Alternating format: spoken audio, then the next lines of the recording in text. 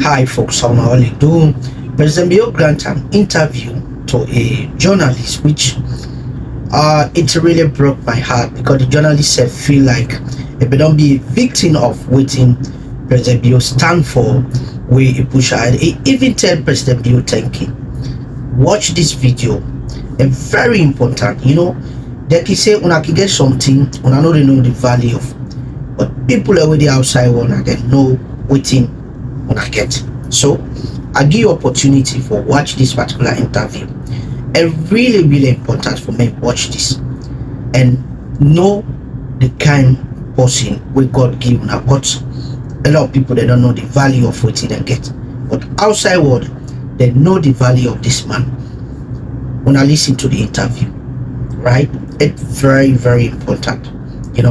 This now history, small country like Sierra Leone. A lot of people right now they don't know how Sierra Leone did, and I created it. I feel so much happy when I watch the interview.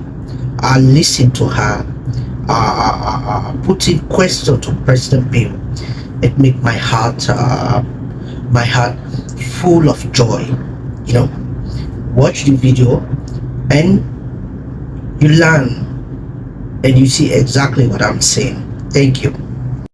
It's also so great to see you. Welcome back to New York. This time when you're in New York, the world is welcoming a very significant thing that you are leading, and that is the United Nations Security Council.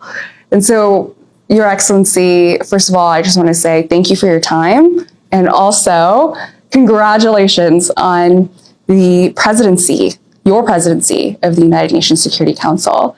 My first question to you is, what are your priorities that you hope to elevate during Sierra Leone's presidency of the UNSC? Thank you very much, and it's good to meet you again. The last time we were at the Security Council was over 50 years ago. I'm very excited to be back.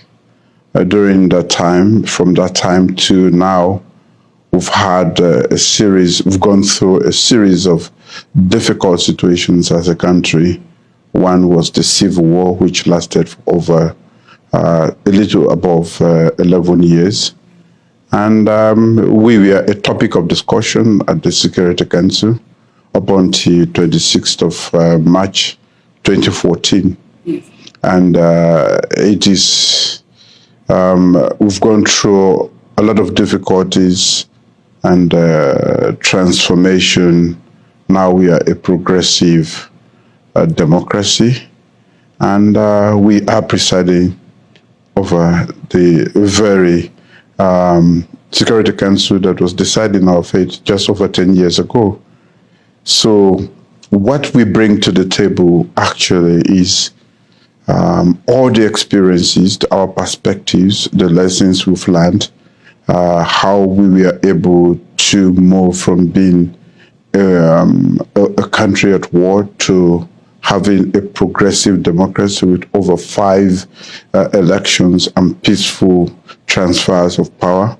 So these are all the things we think we should share with the rest of the world. And in doing all of that, it was in partnership with the United Nations that we were able to transit from being a war-affected country to a peaceful nation today. So we want to make sure that there is multilateralism. We promote multilateralism because it helped us quite a lot, and that we ensure that there is consensus building and dialogue at the international level. The resilience we have been able to develop as a result of the lessons we've learned, these are all issues that we want to be able to share with the rest of the world.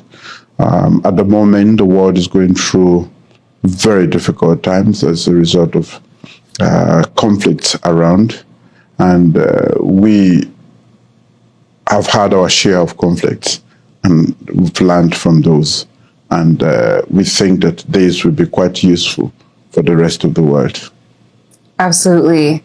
My next question is about that. What makes Sierra Leone's presidency historic of course, not only for the country of Sierra Leone, but also for the world history?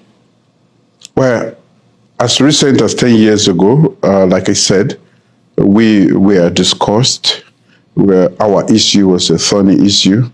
We were a topic of discussion at the Security Council. That is one. And the last time we were there was over 50 years ago. Yes, and we are back after 50 years.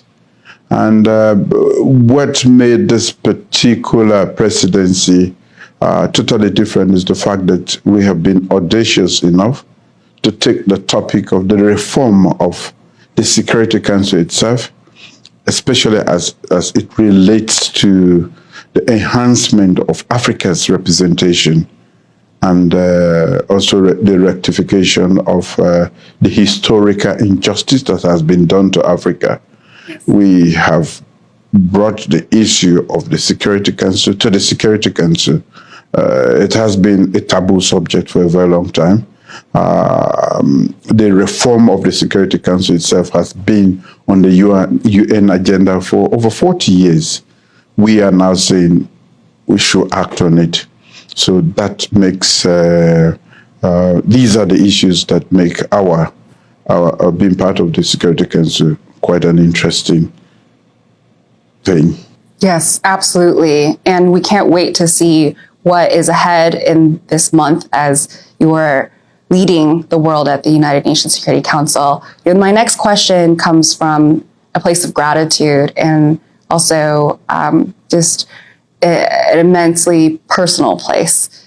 Your Excellency, you and the mission of Sierra Leone here at the United Nations led the United Nations General Assembly resolution on access to justice for survivors of sexual violence.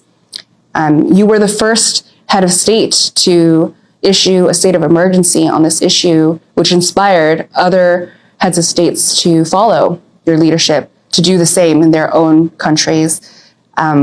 When the mission of Sierra Leone worked on the resolution, it was unanimously passed. The world responded by voting in consensus for it. And it affected 1.3 billion survivors around the world. I myself am one of those survivors. And I remember the first time that I talked to you about it. You did what I think is very rare for a head of state to do, which is to listen to the voices of those who are affected and to respond. And so I just want to first say thank you. And my question is, this historic resolution that has impacted 1.3 billion people, that has set the standard for access to justice, what do you think should be the next step? What are the next steps from here? Well, our journey together has been an incredible one. And I must say, it's been a pleasure to be part of this journey. As difficult as it has been, I willingly joined because I think we needed to provide justice